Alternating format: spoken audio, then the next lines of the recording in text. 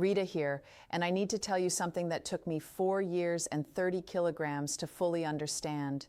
I lost the weight without starving myself, without injections, without magic pills, without any of the shortcuts everyone keeps whispering about online. I'm not here to tell you it will work exactly the same way for every single body, because bodies are different, and hormones especially make every woman's journey different. But I am here to walk you through what actually happened in mine and the hormone secret that changed everything for me. Before I go further, if this is your first time here, hit subscribe. It costs you nothing, not even your data, and it means you won't miss the next video when it drops. Like it, comment, share it with a friend who needs to hear this today. Now let's get into it. Somewhere along the way, a lot of us picked up this belief that skipping meals or eating just once a day is the fastest route to a flatter stomach. I need you to hear me clearly. That belief is wrong, and for many women, especially those of us moving through perimenopause and menopause, it can backfire in a way that's almost cruel. Your body doesn't reward starvation. Sometimes it punishes it. Your body can actually hold on to that fat tighter because starvation signals danger, and danger tells your hormones to protect, not release. And here's the part that surprises people. You can be malnourished and still be visibly overweight. Malnourishment isn't only what we picture when we think of someone frail and underweight. Sometimes it's someone who is eating plenty, but eating the wrong things, in the wrong pattern, and their body is starving for real nourishment underneath all that food. Let me take you back to where my story really started. I had just begun earning a proper salary, and I felt like the whole point of having money now was to finally relax, sit down, order in, do nothing. And as I sat there doing nothing, I started noticing changes. My cheeks were fuller, my stomach was rounder, my hands, my legs, everything on me seemed to be swelling gently, quietly, the way water rises in a glass you're not watching. We called it good life back then. Friends would tease that I was eating money well, and I laughed along because it felt like a compliment. Then one day I decided to run a simple test, a fasting blood sugar test, and that number changed everything. I hadn't crossed into diabetes, not yet, but my results weren't normal either. That was the moment it clicked for me that this was never only about the food on my plate. It was about a hormone quietly running the show in the background of my body, insulin. Let me explain insulin the way I wish someone had explained it to me back then, because once you understand this hormone, you understand your body completely differently. Every time you eat, whether it's rice, biscuits, yogurt, juice, even that small malt drink you think is harmless, your body converts a good portion of that into sugar, and your blood sugar rises. Your body reads that rise as a small emergency. Too much sugar floating in the blood is dangerous, so your pancreas releases the hormone insulin to handle it. Think of insulin as your body's storage manager. Its entire job is to grab that extra sugar out of your bloodstream and move it into your cells, where it can be used or stored safely. Now here's where it gets interesting. If that sugar moves into your muscles, it gets stored as glycogen. If it moves into your liver, it also gets stored as glycogen, but your muscles and liver have limited storage space. Picture trying to fit 40 people into a small 3-bedroom flat. At some point, there is simply no more room. So your body, in its wisdom, finds another place to store the extra energy for later: fat. Here's the part most of us were never taught. The sugar stored in your muscles is meant for quick use, energy your body can call on right away. The sugar stored as fat is meant to be a longer-term reserve, something your body dips into only after it has used up the more accessible stores. But if you're constantly eating breakfast, then a small snack, a banana here, biscuits there, especially those of us who proudly call ourselves foodies, your insulin never really gets a break. And when insulin never rests, your body never gets the green light to go into that fat storage and actually burn it. So you keep adding, and one of the favorite places your body chooses to store that fat is around your belly. This is called visceral fat. You might wonder, of all places, why the belly?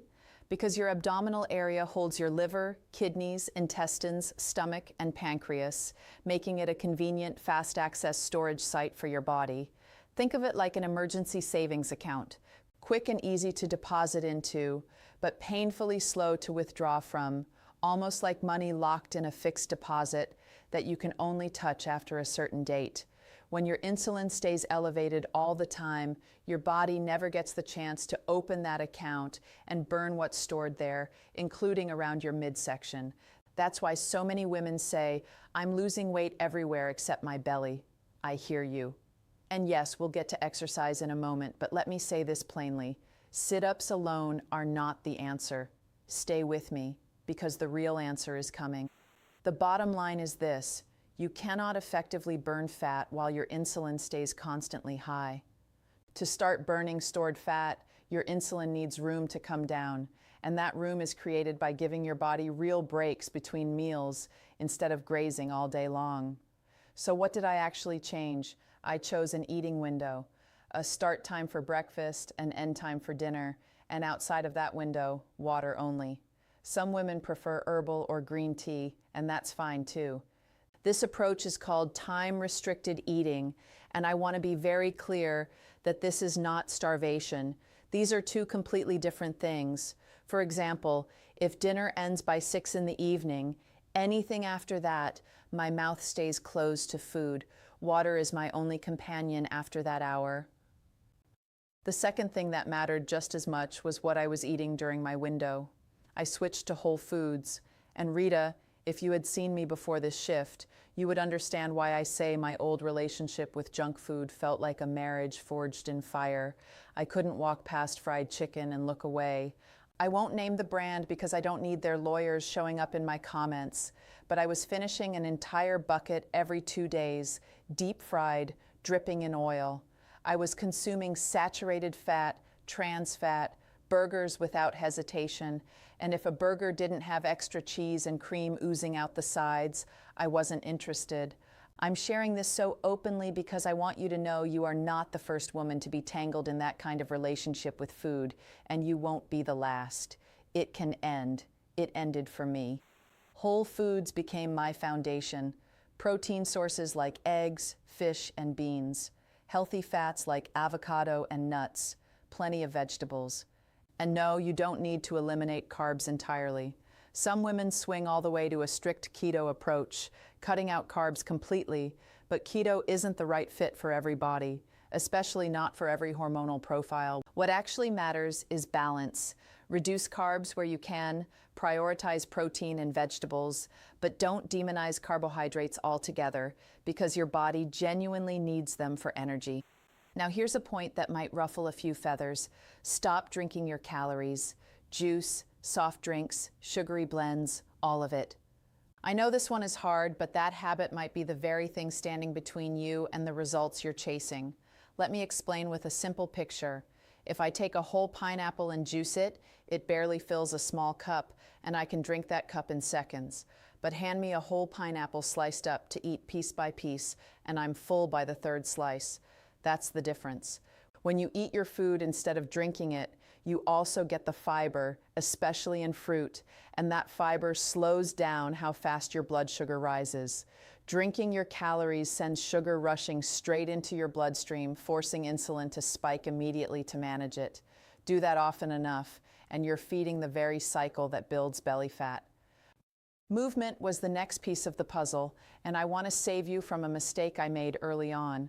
Choose low-intensity exercise and do it consistently, not in dramatic bursts of motivation that fizzle out in 2 weeks. Walking 5,000 to 10,000 steps a day, doing 500 to 1,000 skips, taking the stairs instead of the lift, dancing even if you have 2 left feet like me. What you don't want to do is let sudden motivation convince you to throw yourself into intense training overnight. I learned this the hard way. Once I discovered my blood sugar numbers, I marched into the gym and started lifting heavier than my body was ready for. I fainted, blacked out completely, and woke up to someone slapping my face trying to revive me.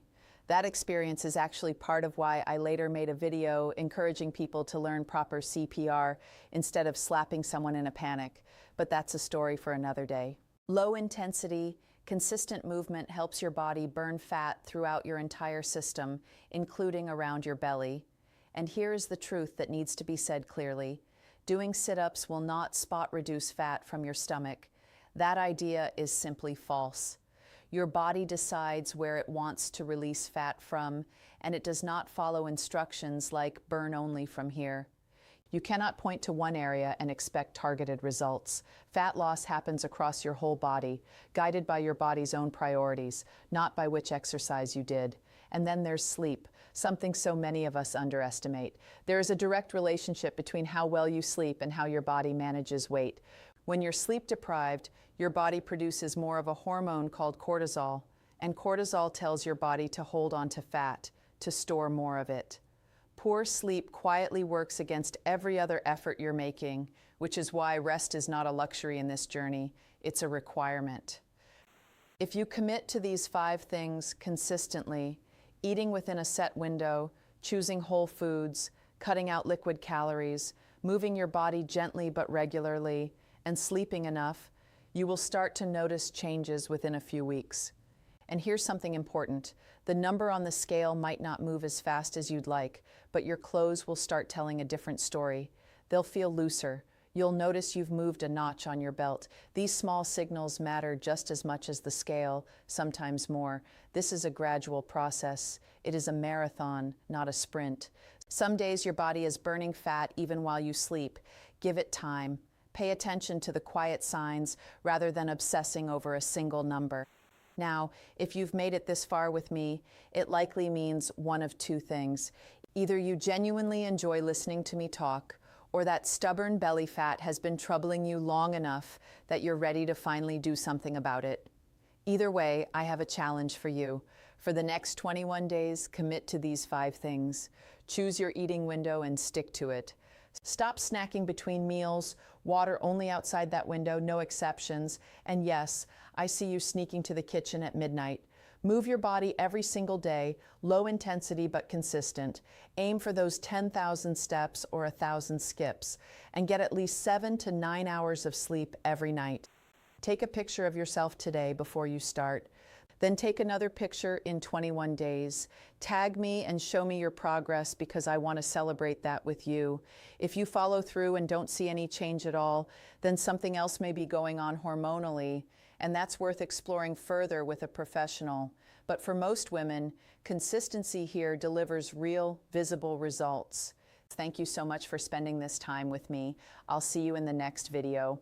And yes, one more time, please subscribe, not because I'm chasing numbers, but because I want you to catch every video the moment it drops so we can keep having these honest conversations about our hormones, our health, and taking our bodies back, one small, consistent choice at a time.